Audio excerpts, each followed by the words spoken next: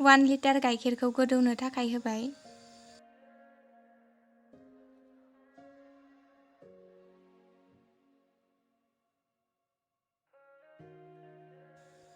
गाइखेरा गोदौनाय लोगो लोगो भिनेगारखौ एसे एसे होबाय, गाइखेरखौ सोखावनो थाखाय।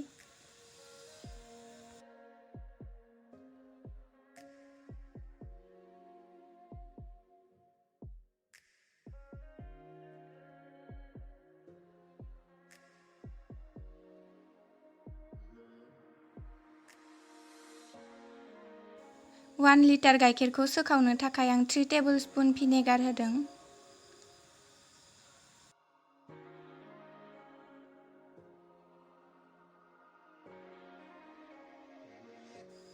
गाइखेरा मोजाङै गावबाय। बेखौ दा दाबोर सायाव गांसे जि दोननानै लखबबाय। गाइखेरनि दैखौ दा गारनोसै।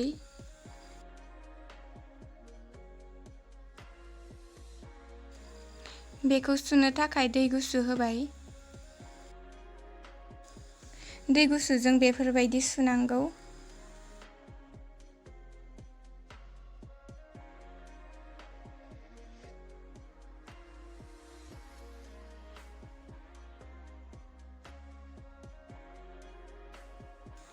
दैखौ गैया खालामनो थाखाय मोजाङै सेबनांगौ।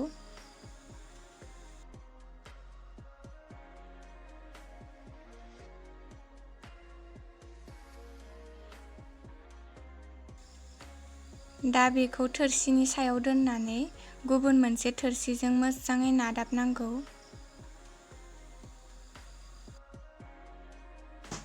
दाब्ला जाजासिम बेखौ गोरा गोरा नादाबबाय थानांगौ।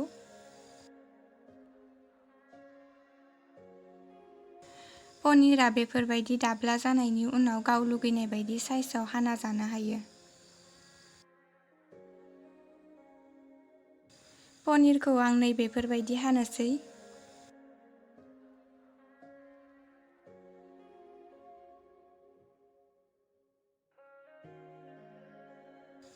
भिडिअखौ मोजां मोनदोंब्ला अन्नानै लाइक खालाम, शेयार खालाम आरो साबस्क्राइब खालाम।